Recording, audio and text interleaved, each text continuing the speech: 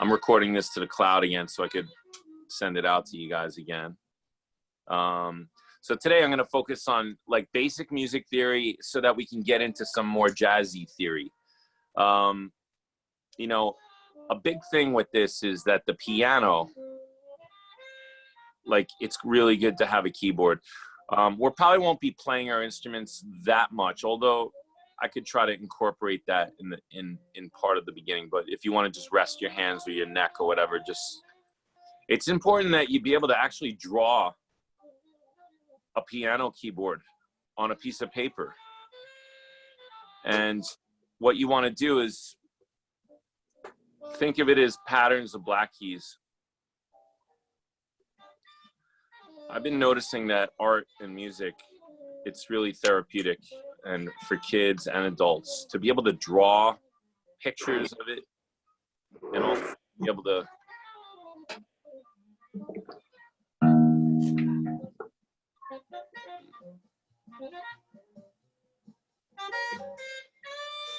the reason I'm drawing this is to just show you how fast you could draw a piano. And you're supposed to learn, we like to teach where A is. What happened here? Let's see. Hold on. Stop. I know Charlie knows where A is. I know Marina knows where A is. Taylor, do you know where A is on the keyboard? Well, I know where E and F are. They're right next to each other. So that means there's E, F, and then C, B are right next to each other. I just don't know which side. It's no, I don't know exactly where it is. Right there.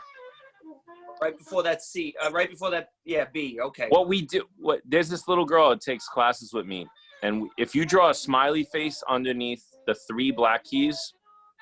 Oh, awesome. It's like alien eyes, because we have 2 eyes, right? Alien eyes. This is how she thought of it one day, and I thought it was really cute for little kids, you know? This is human eyes, and those are alien eyes. Oh, that's great. Perfect. So that's one, and then once you know, when you identify those 3 black keys, and that it's above the upper middle. It's cool. A, B, C, D, E, F, G, and there's the 3 alien eyes again. Okay, so yeah, we have the alien head. We're being invaded right there. That's awesome. Maybe the alien says "Ga." You know, there's all sorts of fun things you can do. Anyway, anybody else coming in? No, Marina, you're a co-host, so let me know if anybody's shooting in. I'm playing some jazz in the back. I have actually a playlist I could share with you on Spotify, like a lot of favorite songs, and then like I'll hear something on the internet and just add it to jazz favorite list. I love Spotify for that. So right now we're listening to My Funny Valentine album. It's a live album by Miles Davis. Oh my God, so good. So anyway, so we're gonna talk about all this stuff. Let's see, can I scroll down? Should be able to scroll down. I'm trying.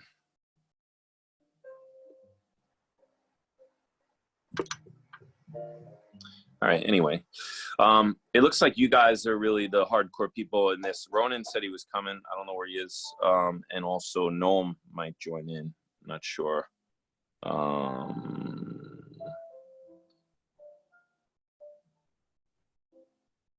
I just had texted Ronan's mom. Okay, so like music theory, let's think of a clock, okay? Here's the clock. And then the 12 o'clock is gonna be the key of C, okay?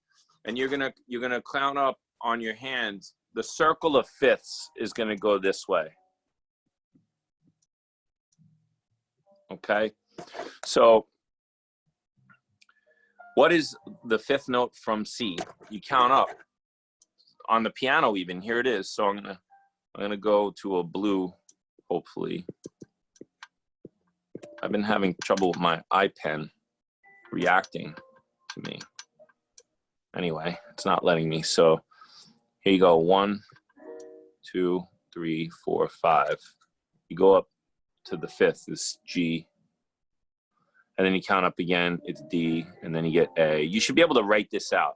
If you want to be a professional or a really good musician, you should be able to quickly write all this out. okay? Then we're gonna go fourths this way. So you want F, then B flat, then E flat. You're gonna learn why in a second. A flat, D flat, and there's G flat and C flat, I guess, which is another enharmonic. The word enharmonic is when you have two names but the same sound on the note. Okay. So, for instance, I was trying to change my color here and it's not letting me. So anyway, this is really important stuff, all right? So let's go, actually, let's just save this, save the photos, and let's do a new page. Maybe then it'll let me do a new color then. No, it's just being a pain in the butt today. Maybe if I do this. Oh, there's my colors, okay. I needed to decrease the screen. So yeah, the piano lays all this out. 14 keys, 12 tones, intervals. We're gonna go into intervals as well. We were talking about intervals last time, and I'll share from the iCloud, no, from photos. The intervals in a favorite. Let's see, favorites, there we go. I tried to organize a little here. Not that one, not that one, yeah, that one. So we looked at this last time, and here's the little, of course, let's see, spotlight. So this little thing, look, my little red dot, that's better than even circling stuff, right? Okay, so here's the root. So the distance between notes is called the interval, okay?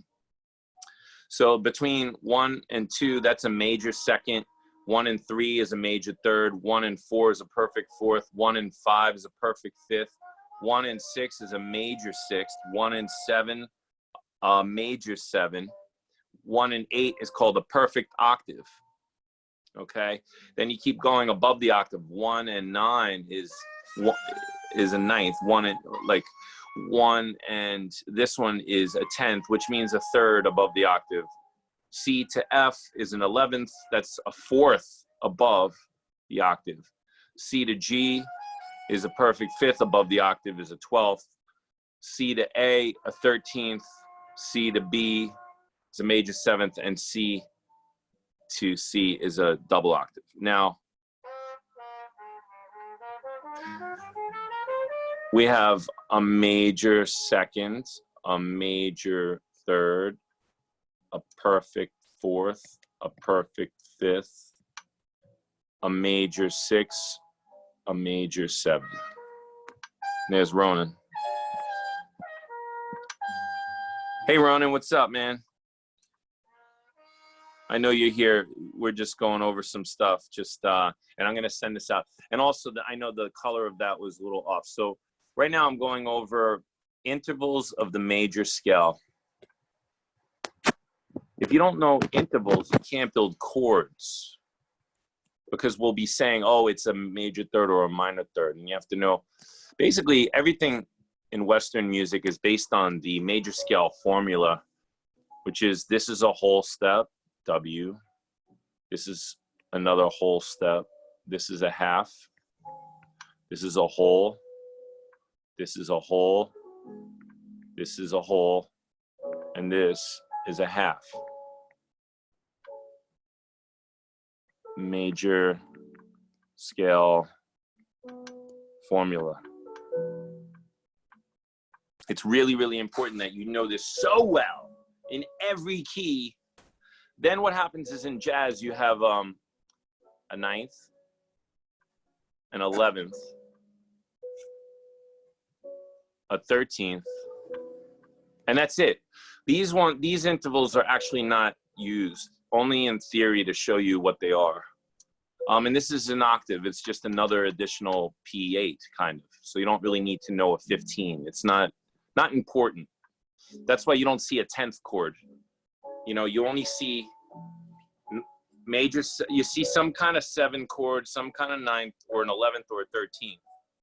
And this right here is like what we want to call almost like it's like the good, clean, perfect intervals. of everything. Right now we're listening to Bill Evans' trio, another favorite artist of mine, an amazing classically influenced piano player who just revolutionized playing jazz with the piano trio. And his bass player was one of the first bass players to Scott LaFaro to solo on the upright bass, like kind of while they were playing. It was like a new concept to be doing a lot of that. So it's great to hear him interplay between the piano and the drummer. So, all right. So what I'm going to do is I'm going to save this file to the computer, I think, I hope. And if not, it's actually up on the, I can't save it. So if anybody wants, I guess I'll screenshot it. Okay, cool. Let's stop that share for a second. Cool. So welcome, guys. Okay, I'm back. All right, I'm going over just some basic theory stuff so that we could then use, what I really want to get to, I guess I'll jump into the future so I can rewind again. What I really want to get into is how jazz artists like Charlie Parker, he revolutionized how to play music in general, because what he did was he played with something called upper structures. All right, so I'll give you a little bit, a whiteboard of that real quick. So also, Taylor, do you know how to read the treble clef like this? If I do this, do you want a quick overview of that? Yeah, that would be great if you could just. Okay. All right, cool. So first of all, I didn't draw the G clef very well. Let's do that again. So you have 5 lines. That's the staff. This will be very quick for those of you who already know. You have the staff, 5 lines. Then what happens is you have this circling around this line. It's a G clef. If you ever forget, the circle is around the G line right there, okay? Right. That line. All right. So I'm going to erase that for a second. Now, how I like to explain this is various ways. In elementary school, you learn this: E, G, B, D, F. Yep. And then, right? And then you learn F, A, C, E. E. Yep. Right? But I'm going to rewind for a second. I like to teach it this way in all my lessons, and this goes back to learning some piano. You want to learn how to read the bass clef simultaneously. And the bass clef has the 5 lines, okay? It's very sloppy, but it works. You draw this symbol, and that's the bass clef. This is the treble clef, also known as the G clef. This is the bass clef, also known as the F clef. Now, these 2 dots are around the F line, okay? That's just, and this one is the G line right there, okay? So those are just to know.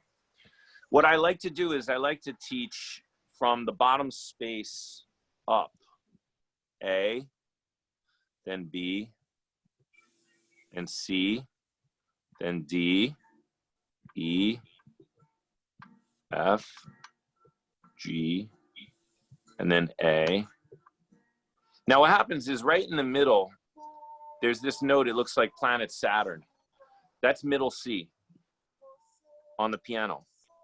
So once you know how to identify ABC on the piano, if you go to the middle of the piano, this is how you read that C in the middle. Now what this is also an imaginary line that's actually connecting all of these lines all the way up, okay? So when you get to this area, let's go green here. We've got right above the staff is B, and here's C, okay?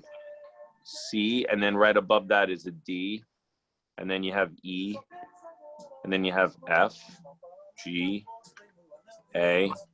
I can't believe I never knew that. That's C. awesome. This has definitely revolutionized my thinking and teaching through the years, because you know, we'll go back to the old school method, but I'll just save that to photos and now discard it. So yeah, I'm glad you're digging that, because watch this. So what I wanted to teach was, okay,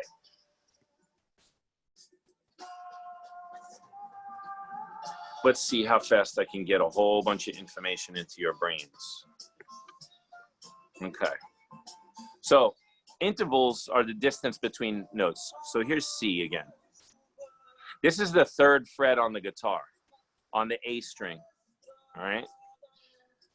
3rd fret on the guitar, the A string. Now saxophone, that's a very low note for sax.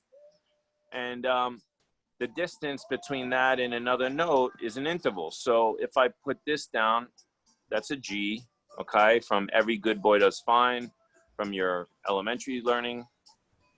And that would be considered a perfect 5th. Why is it perfect? Because in the major scale, you have all perfect or major intervals, okay? So from this note to that note, it's perfect 5th. If I drew up this note here, that's a B. So this note to that note, that's going to be a major 7th. So then you have like intervals, okay? You also have, if I don't mention this, I'd be doing a disservice. You have half steps. So here's C, and here's a D flat, okay? So a C to a D flat is a half step. On the piano with all the white keys and the black keys, where you have no black key and there's 2 white keys, that's the half step. That's E and F. This is B and C. So again, being able to draw and look at a piano is huge because you're going to learn really how to think of music and then how to relate it to a guitar string or saxophone or whatever. Ukulele, violin, it doesn't matter. It's all the same. It's all half steps and whole steps. So a whole step is you know, like C to D, for instance, okay? It's actually equals 2 half steps. You have half step is the smallest value or increment.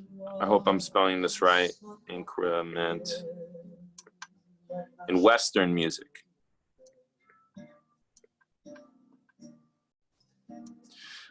There's actually quarter tones in like sitar music, in Indian music. They have quarter tones. They actually write it out. You could actually play like little bendy things. The guitar can kind of get quarter tones.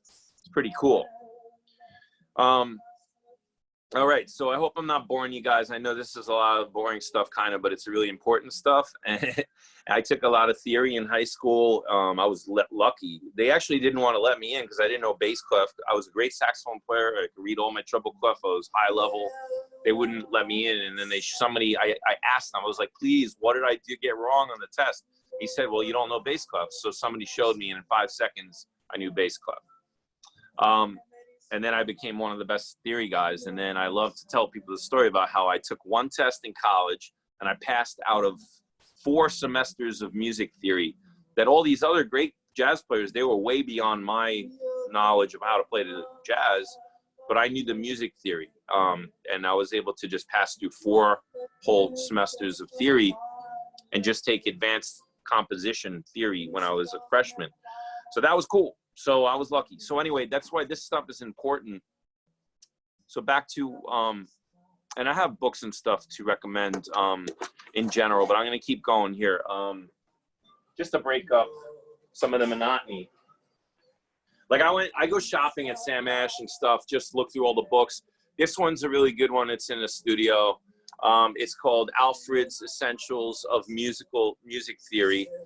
And it has a ton of great information, just really basic stuff. Look, it's all the stuff I was just going over, how to read the clefs, the piano keyboard. I mean, it's the same stuff over and over and over and over. It goes into a lot of different things. Anyway, it's a great thing. It goes into this great picture of the circle of fifths and the circle of fourths. This is exactly what I'm, showing you earlier. All right. So this is the stuff that everything is built on. I learned a really cool word in this when I first bought it as well, or I might have learned it before. It's called a tetrachord. So a tetrachord is like, what does it say here? It doesn't have the definition, I don't think, does it? Tetrachord, tetrachord. Well, what it is, it's showing that the beginning of one scale shows up at the next, in the next scale, or like you have C, D, E, F, G, A, B, C. And then G, A, B, C is the next scale to a D, E, F sharp, G. And then D, E, F sharp, G is the next part of that D major scale. Just a really cool thing. It's called a tetrachord. It's an interesting way to think about some theory. They got here on page 59, solfege. Solfege, we were talking about it the other day during the ukulele thing, because Rita from Italy, she learned music by, they identified C as do. So if it was a C major chord, it would be a do chord. So do, re, mi, fa, sol, la, ti, do, just like the sound of music, do, a deer, a female deer, that whole song is based on solfege. So, and we use that for sight reading and ear training, stuff like that.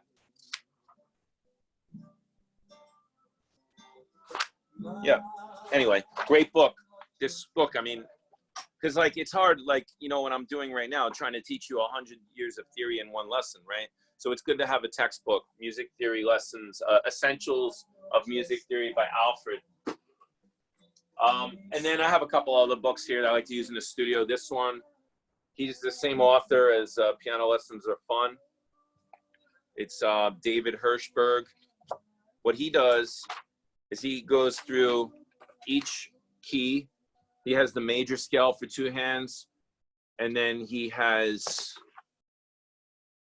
2 octaves on the page. Then he does a song that incorporates that key.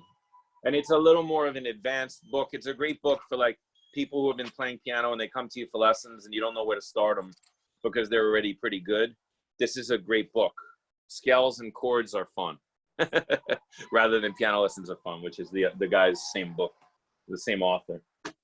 And I just picked up another Alfred book a while ago, this one too. Whether or not you get it, it's just another one that has arpeggios and scales, every single key.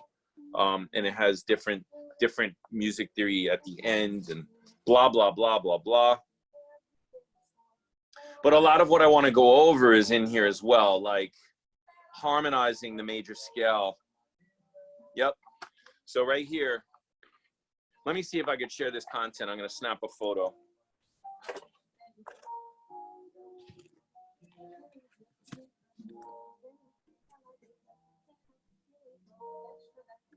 Let's see. Well, share content, photos.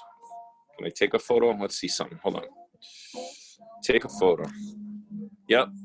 Okay, so I'm going to take a photo of this page, for instance. Cool. Go back to the meeting, share content, photos. Come on, photos.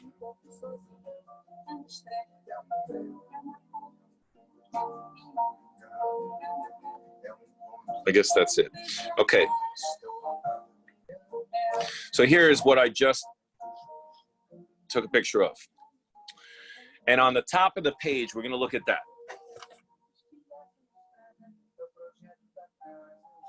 And I'm going to shut the music off for a second, or it's a lot of talking, a lot going on in that awesome Brazilian agua. I think that was agua. What is that? Waters of March is the translation. Tom Jobim, love it. Brazilian jazz. All right, so let's see if I could put on my pointer here, the highlighter. No, the spotlight. So boop, you can see my red dot, right? Okay. So right up here. Oh, it took it off. Let's see. Right up here, you have C major. If you just look at the bottom note, you have a C, D, E, F, G, A, B, C, okay?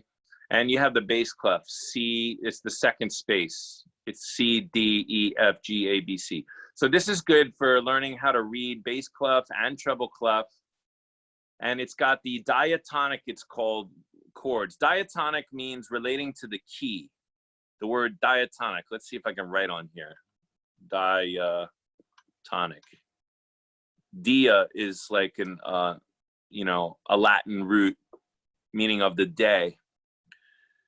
And so you have C, D, E, F, G, A, B, C. Okay, when you stack what's called thirds, right here you get C, you skip a thing, E and G. You get a chord. And you get a major chord because of the way it sounds. It's a happy sound. The next chord up, when you stack the notes here, you get a minor sound, okay? Let me see if I can zoom in. I'm gonna leave the notes for a second, those notes, okay? Now we're gonna analyze this a little bit, okay? So this is the major third on the bottom, C to E. Okay, C, D, E, there it is. Like here's the tone. It's because it's part of the major scale, it's a major third. And on the top, E to G now, if I go in another color, E and G, this is considered a minor third. You're gonna have a little m, okay? So that's a minor third on top. So a major chord equals, it's math, big M on the bottom and little m on top. Now for the next chord, which is minor, and you'll see the Roman numeral here is little, representing a minor chord, whereas this one is big, capital for a major chord. When you analyze D to F, it's not D to F sharp. Like normally in a D major scale, you would have D, E, F sharp. It's D, E, F natural. So that's 1.5 steps instead of this is 2 steps over here. And don't worry if you don't get all this at once. I'm just giving you an introduction to it so we can move to what I really want to teach. So we got D and F. That's a minor third, okay? On the bottom. M3 on the bottom. And then over it, you're going to have F to A, which is the bottom of a major chord, okay? I'm going to make that a different color, I hope. There we go. So that's going to be a major third, okay? So let's see, I'll go black. How about that? Black. So then you have a minor triad is little m on the bottom, big M on top. It's the opposite, okay? So now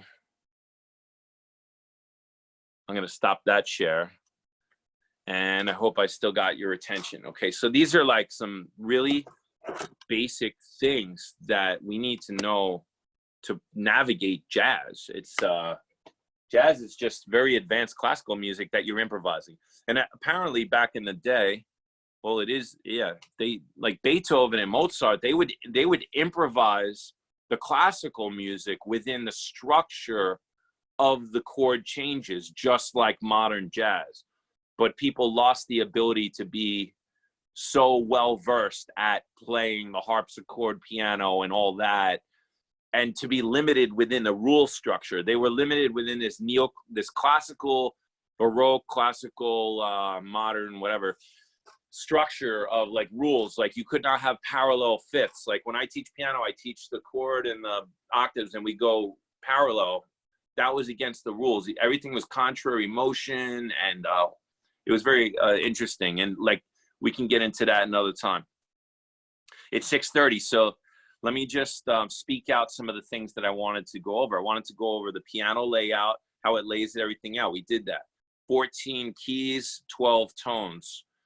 We kind of did that. If I go like this, just real briefly, I drew this out recently.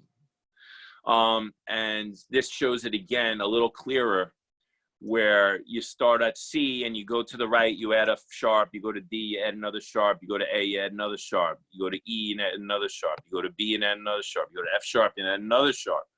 Then you go up at the top here's the red dot. You go, so we went around this way, circle of fifths. Now we're going to go this way, counterclockwise, circle of fourths.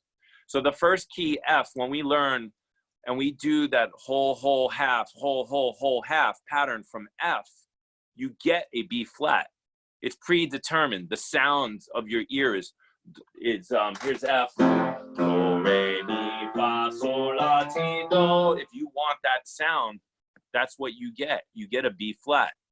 And then when you go to the next key, it's a fourth away again. It's the flat of that key. So there's a pattern. You're in B flat, you keep the B flat and you add an E flat. Then you go to the new flat, E flat. You keep the B flat, E flat, you add the A flat. Then you go to A flat. You keep B flat, E flat, A flat, D flat. And then you go to the next key, D flat. And you add the G flat and you keep all those, okay? And then you can go over to the key of G flat, which has a C flat. So then you're adding all these. Now, along the way here, actually made a mistake writing that out. Look, there's a D flat and oh no, I didn't make a mistake. So D flat and C sharp are enharmonic, that word enharmonic. They're the same note, but they have two different names. And G flat and F sharp are enharmonics. And on this page, it got kind of cut off. I'll have to do it again. Wait, it's not letting me go. Okay, there we go.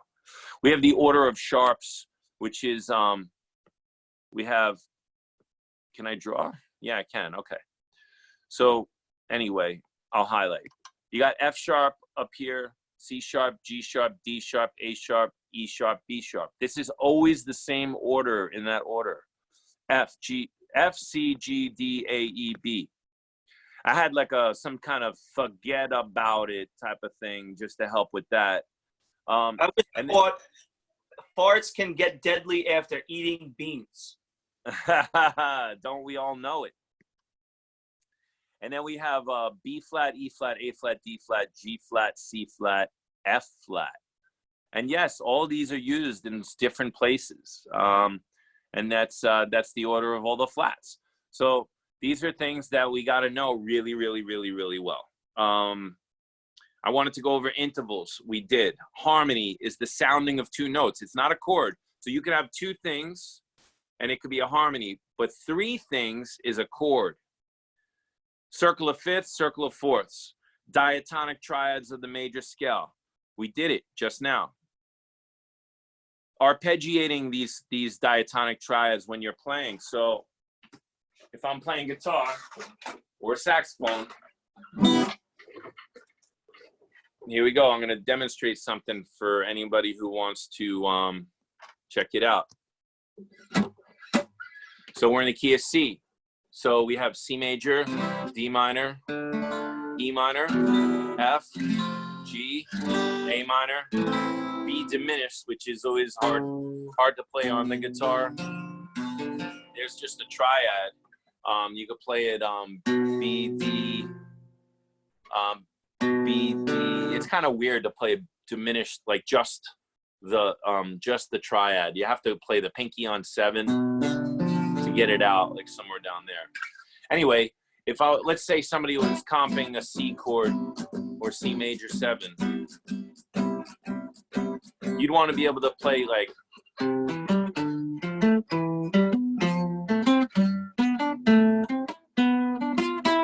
I ended up on an E. I resolved it to the 3rd. So if somebody's playing C chord, A minor, D minor, G7, that's called a 1, 6, 2, 5. 1, 6, 2, 5.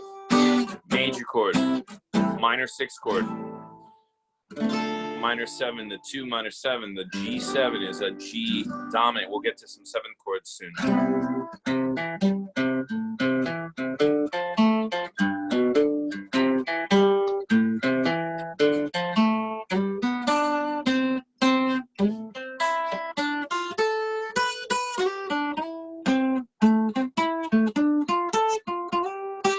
So you can hear me outlining the chords right there.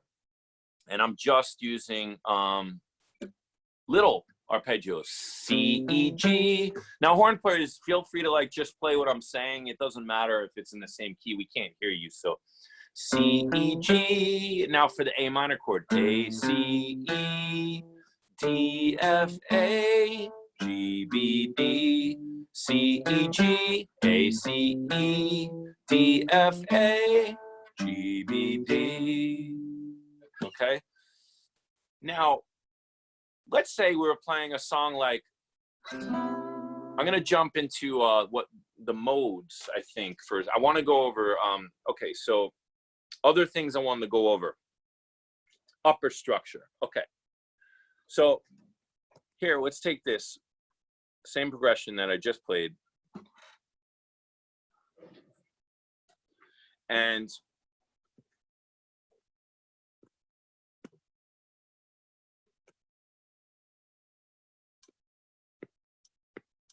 okay, so here we go.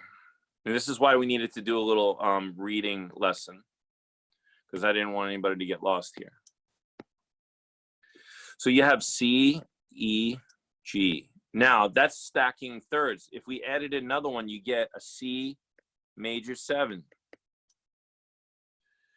If I stack more, you get a C major 9. So you could take what's called the upper structure of the chord. And that right there, E, G, B, that's an E minor chord. So if you knew your arpeggios, here's a chord progression.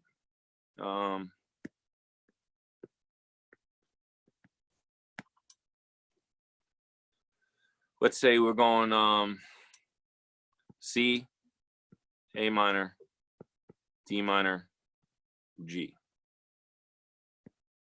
Okay.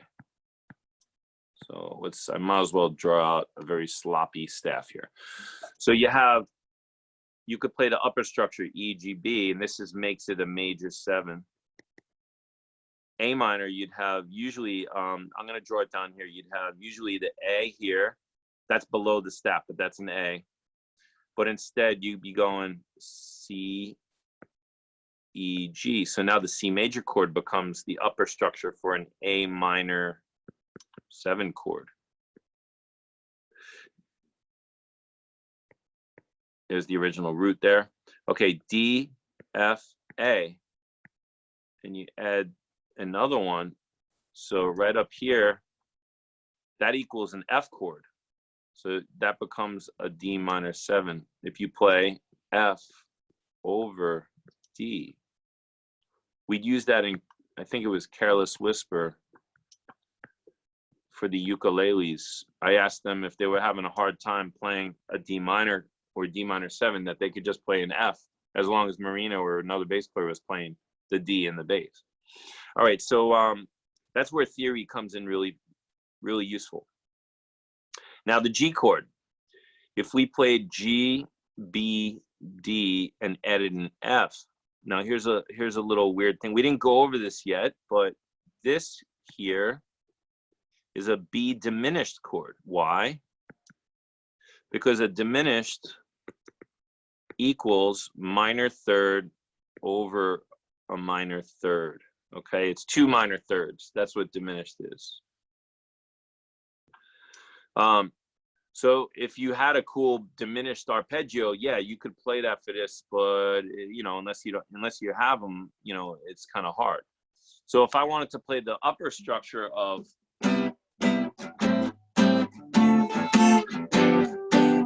I'll go back to this view. So the upper structure of playing the chords of C, A minor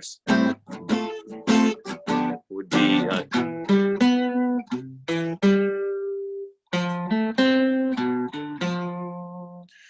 I'll try to sing. Boom, boom, boom, boom, boom, boom. Isn't that cool? I'm singing the root. Boom, boom, boom.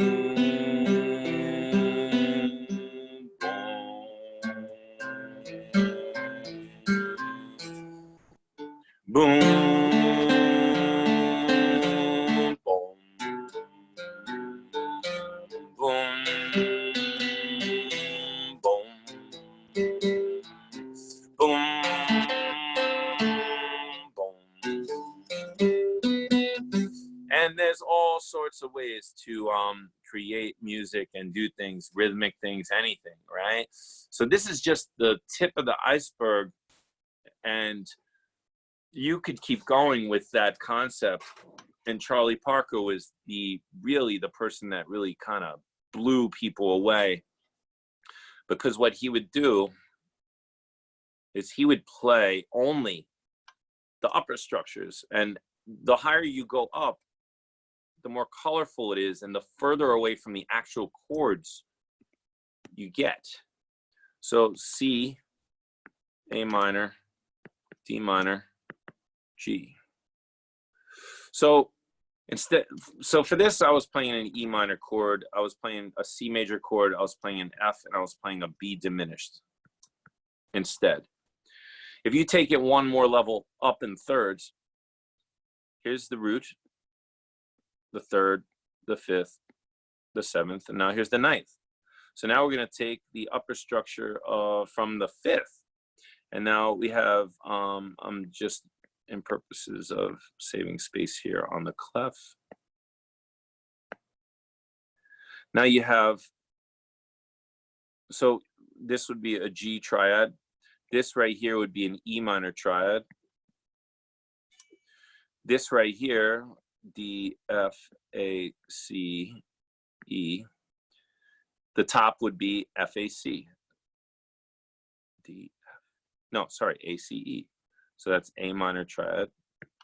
Okay, come on, pen. My pen! There we go. Sometimes the pen just does not work. A minor triad. Maybe my other pen wasn't broken. I just didn't know how to fix it like I just did.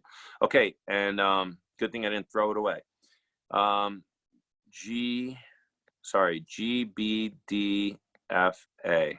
These are all ninth chords. So this is a C major 9, A minor 9, D minor 9, and a G 9. Notice there's no mention of major or minor, and we didn't get to go into the dominant sound yet because we didn't do seventh chords yet, but I'll do a little thing on that too.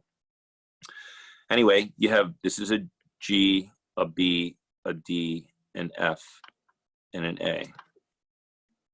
So we would take this top portion, and that would be the upper structure, and that would be a D minor.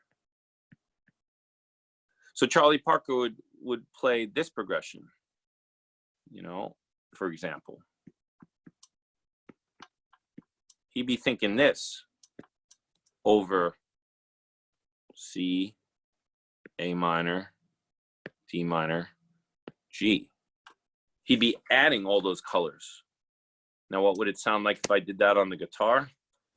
I'll show you, I think. Let's see. Boom, boom, boom, boom, boom, boom, boom, boom, boom, boom, boom, boom. So, like, that's how you get all these, like, jazzy sounding things that sound like they know where they are, what they're doing, and it's not just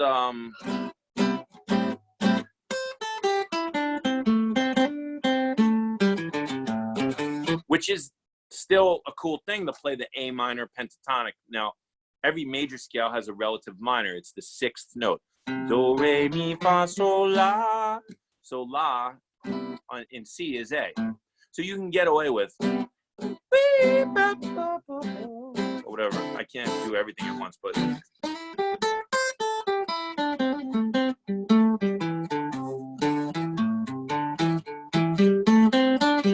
so even there, I tried to hit some of the chord tones of the scale, but it sounds so much cooler when you're like, here's just the arpeggios.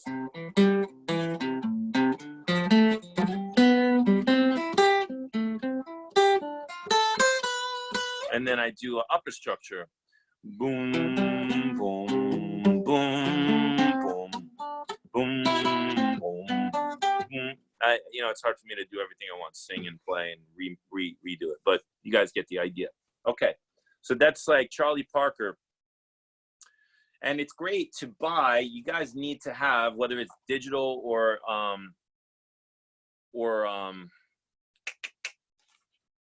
Charlie Parker, there he is smiling when he was very young, fresh on the scene, before he got really into drugs and ate a lot and got really obese and then died. He was a genius. And I got into him. He was alto. You know, everybody goes to the tenor right away, and everybody loves Coltrane.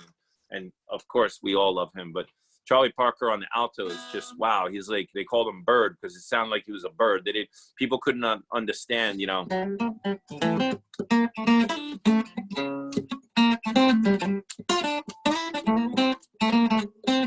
That little head.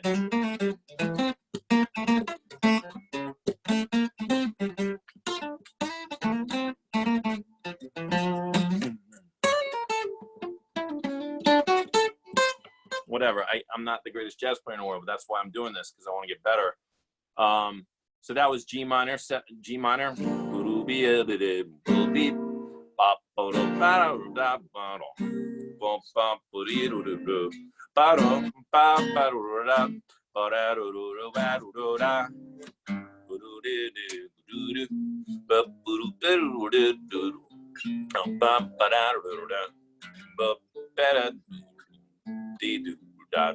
And then the bridge. Last week we worked on whole tone. Anybody practice whole tone from last week? Such a useful little fun thing. Let's go to the bridge again.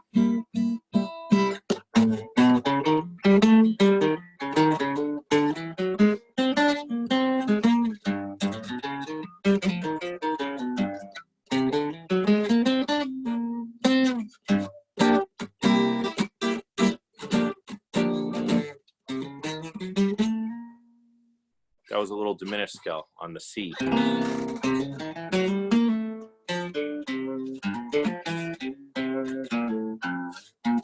Anyway, fun stuff.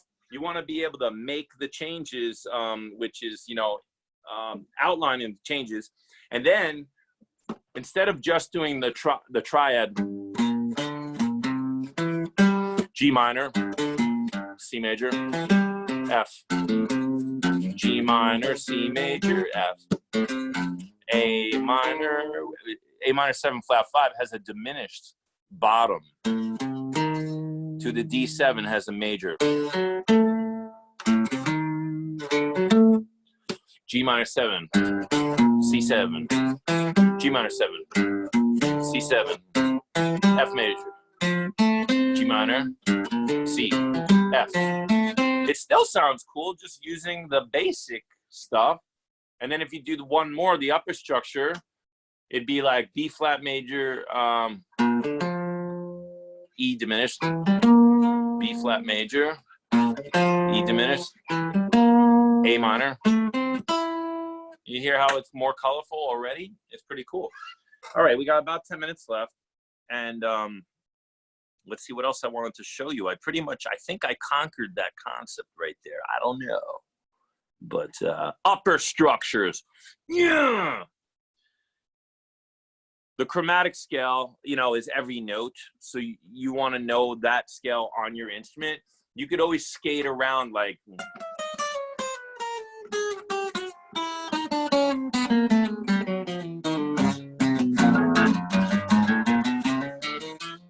When you don't know what's going on, you can just be like, when it hits that bridge. And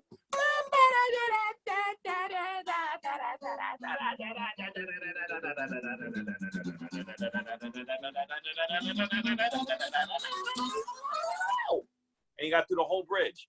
Just, you know, and it's exciting if you could pull it off. So there's different scales for guitar, and the saxophone only has one scale. It's lowest note all the way to the highest note and back down. The guitar and the bass have this like...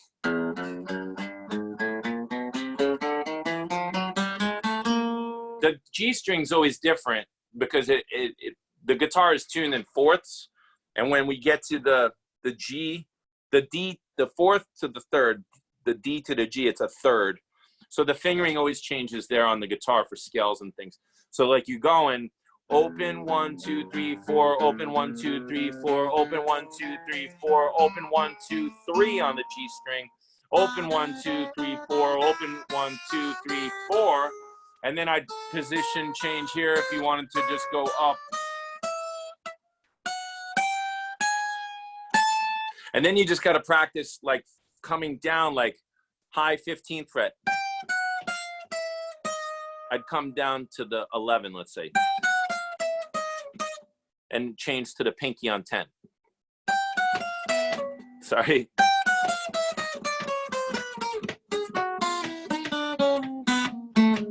Also, ornaments. I was going to talk about ornaments and stuff. So right there, perfect. It's right in my list. So trills, slides, grace notes,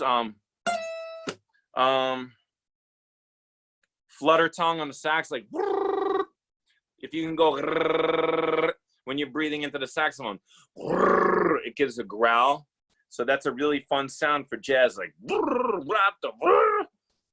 scoops, like on the sax, like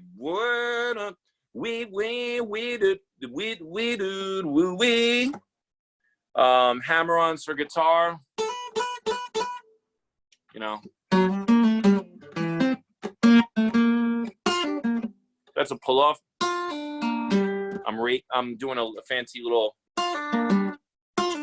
sweep arpeggio type of thing. Each instrument has its own thing. And then the modes of the major scale was something that I wanted to talk about a little, and I'll do a tiny bit of it because one of our next lessons, I do want to teach you guys. I mentioned as a joke that the melodic minor is like, you could spend the whole year working on the melodic minor modes. And really, you could spend the whole lifetime working on the melodic minor modes because it's enough to just know the major modes. So number one, we're going to go to my photos and we're going to go to, let's see, favorites. I think this was the 7th chord thing. Okay, not that.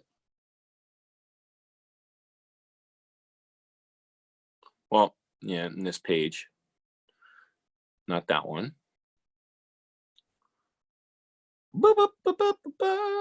Screenshots, maybe it's in there because like I did go over this last week. All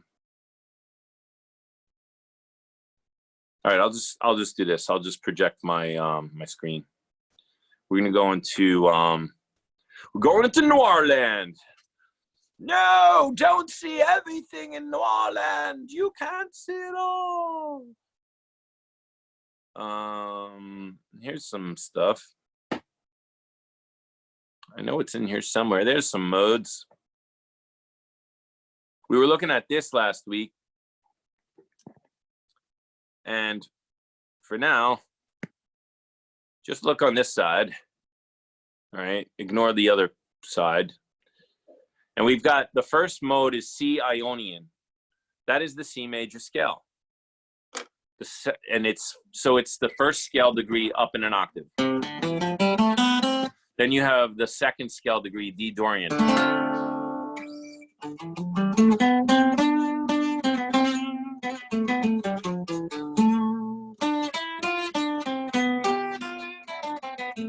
It's a really fun mode because it has the minor thirds, so it doesn't sound like overly happy, and it has the major 6th note.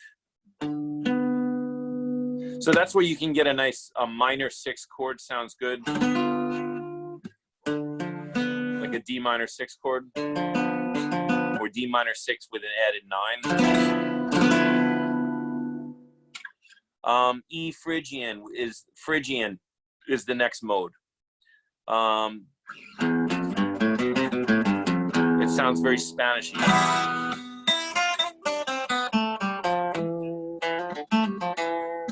Then you have the 4th mode is F Lydian mode.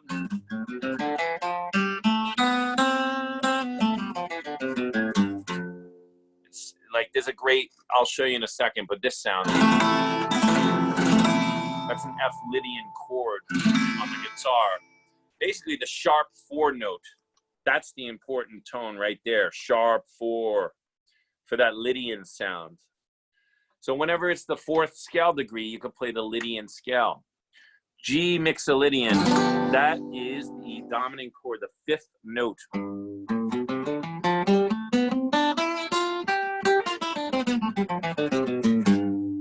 It has a flatted seventh, otherwise it sounds like a major scale. Do, re, mi, fa, sol, la. Te, do. I forget the solfege for flattening T, because usually it's an E sound when, like, you would say do, D. I forgot, I'm gonna look that up.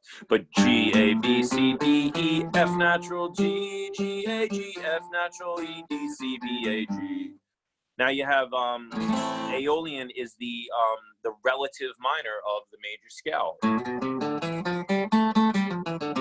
It's called pure minor. It's unadulterated minor. I'm so sad. Yes, I'm sad. Yes, I am. I'm so sad.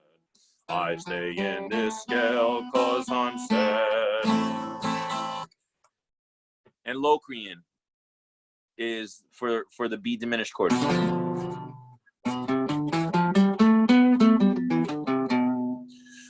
Locrian. It's really kind of a dark, lame kind of sound. I feel it's just too dark. People don't usually just think of, I'm gonna play Dorian. I'm Locrian. But now, with all this information,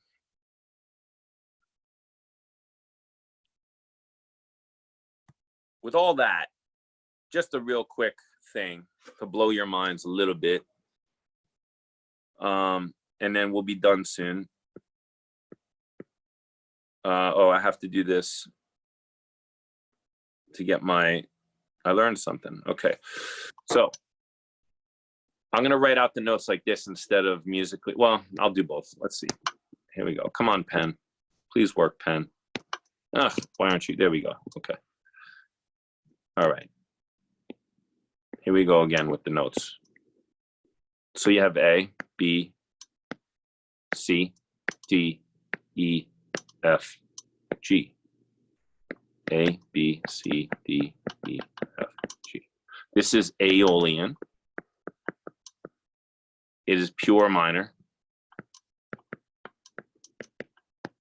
Then what happens is then in classical music, to create more tension, they got an idea to do A, B, C, D, E, F, G sharp, A. This is called harmonic minor.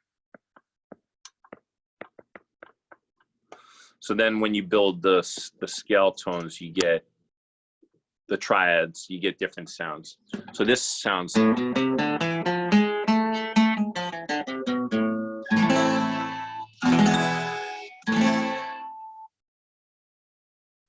Meet me again.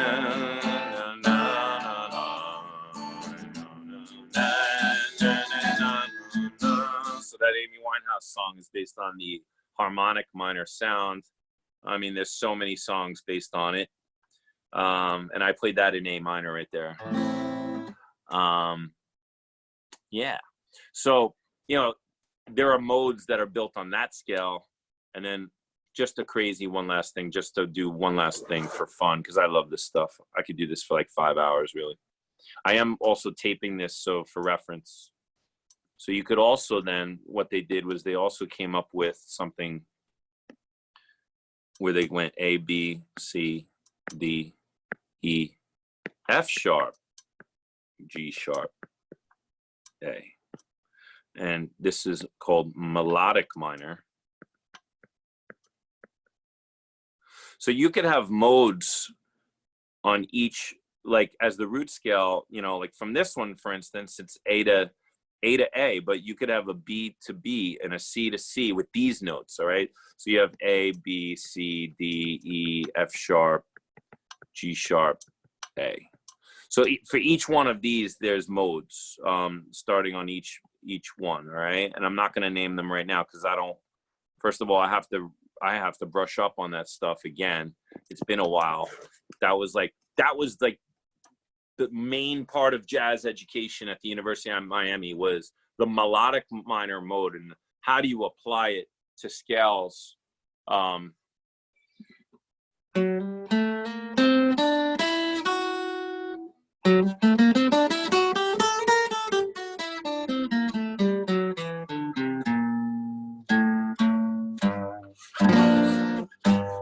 if you had like a minor major 7 chord, and you played, that's a G minor major 7.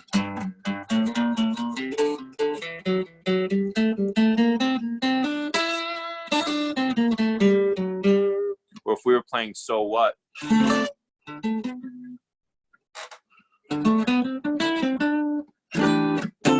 you could have it has a C sharp in it instead of the C natural. You could be comping and have that C natural and have just these chromaticisms. There's something called a bebop scale and has both 7ths in it. So it's the combination of knowing all of these things and practicing them all that gives you the freedom to then express yourself in a more crazy, open, free thing. So you have to spend your time first with the major scales and knowing all the keys mentally. Oh, I'm in the key of E flat. I have 3 flats. And these are the triads in E flat major, F minor, G minor, A flat major, B flat major, C minor, D diminished, and E flat. Right? You need to know that so well, better than I just did it. You know, and then you need to know the 7th chord version of that.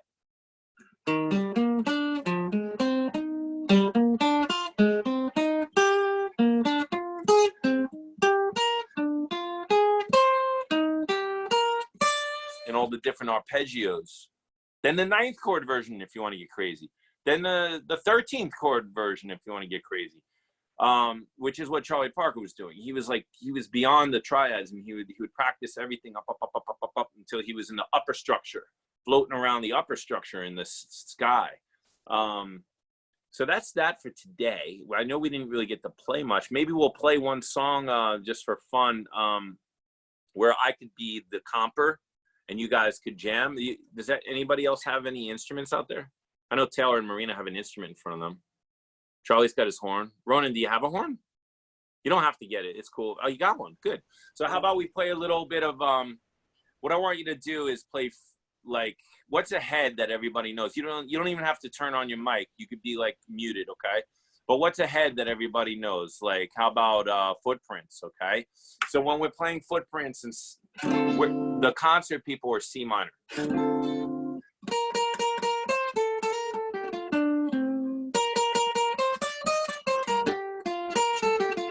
When we get to this part, D, D flat, C minor, right?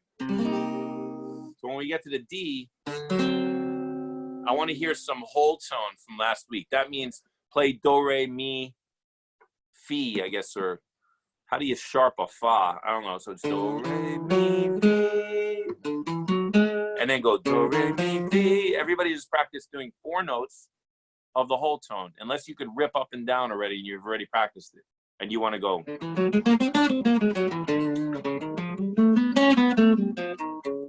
Okay?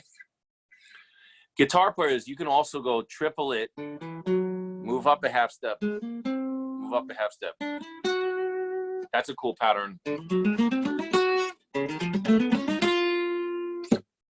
And saxophones, you're going to be playing from E,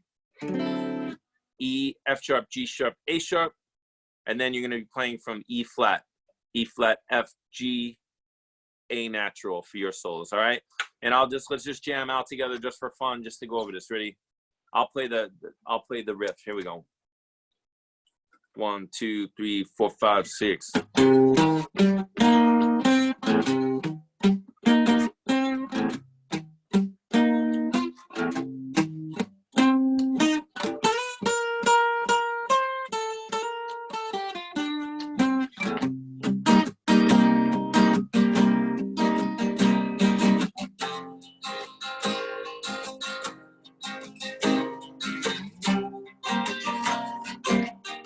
The whole tone part, D7, D flat 7,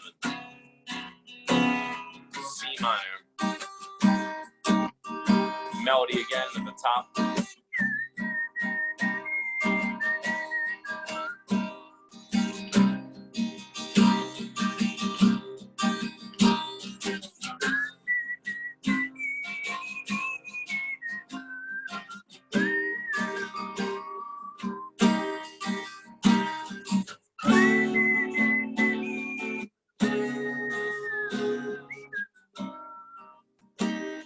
you all get the solo at home.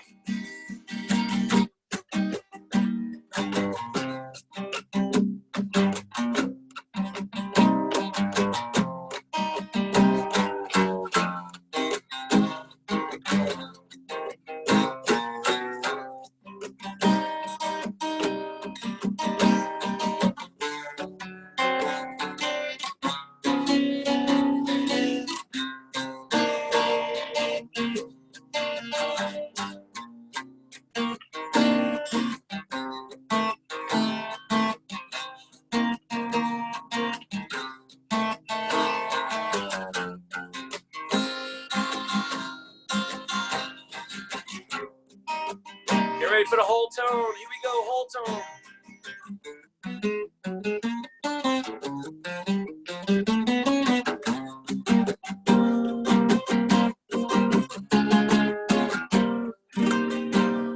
All right, cool.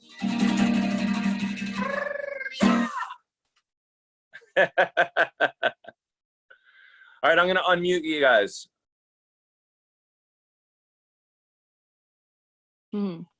So, comments, questions? That's a lot of stuff, but that was good stuff. Right? Just do all that by next week. That was basically like my entire 4 years crying, and I was just like, ah! Like that movie Whiplash. I love it when people like, they rank on the movie, they're like, jazz isn't like that, music education isn't like that. And it wasn't that bad, but it was in between. It was like in between, like it was just, it was a very competitive thing. Like so many people came to the school already knowing everything. So like when I got there, I had to learn everything. It was like the little baby taking little baby diaper steps with the jazz, and then, you know, and then I was able to finally graduate. And anyway, Ronan, you have anything to say? No, not really. Cool. Did you understand like 5% to 10 to 20% of what I was teaching? Yeah. Cool. That's all you need to know. A little bit more than what you knew. Charlie, what about you? You understood it? Yeah, for the most part. Yeah. Cool. All right. Well, you guys are going to be excellent. I'm actually, it's like the universe works in mysterious ways, right? So like this whole quarantine thing, I've been wanting to get more deeply into the theory. We've been playing a lot. We've been playing a lot, almost blind, you know? And now I'm opening your eyes up to like, how do you navigate this stuff? You know, what do you practice? So number one, you got to practice your major scales, the length of your horn or the length of the guitar or, you know, the full range. And then you have to break up those patterns into like thirds and things like the variation number one, variation number two that I show everybody. Then you have to do arpeggios. Then you have to think. So they have all these Jamie Aebersold play along things. This one's called turnarounds, cycles, 2/5s. That's a good one too. And it gives you every single thing in every single key. And you just have to start with one and just do it little by little by little. So anyway, you guys are awesome. And I had a great time. Thanks for doing this. And thanks, Ben. You're welcome. I'm going to post this on my site later. So I hope that's cool. And you guys are awesome. And we will rock and roll and play. Tonight we were supposed to have a gig, right? So this was kind of fun to do this. Yeah. But this is important stuff. So so yeah, I'll see some of you for ukulele. You know, I'm still doing a 5:30 beginner uke for anybody who wants to do a beginner uke thing, 5:30 for free on Tuesday. And then 7:30 is the ukulele orchestra, which is we're going to ask people to start contributing again, but that's going to be Tuesday night at 7:30, and this is our normal thing now again as well. And so anyway, I appreciate all your help, and you know we'll talk soon. Okay. This is great, brother. Thank you. All right. Thanks. Ben. Ciao, guys. Bye.